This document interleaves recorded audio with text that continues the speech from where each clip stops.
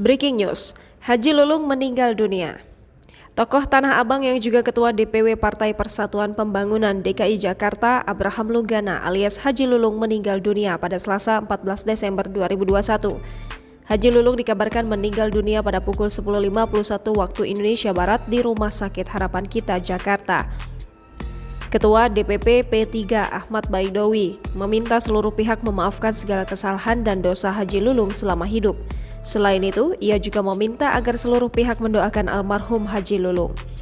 Sebelumnya, Haji Lulung mendapatkan perawatan di rumah sakit karena sakit jantung. Haji Lulung dirawat di Rumah Sakit Harapan Kita, Jakarta selama beberapa hari. Terakhir kali, kondisi Haji Lulung diberitakan masih kritis pada Senin 6 Desember 2021 lalu.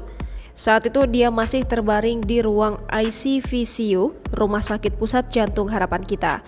Diketahui Ketua DPP P3 DKI Jakarta itu mendapat perawatan intensif setelah mendapat serangan jantung sejak 24 November 2021.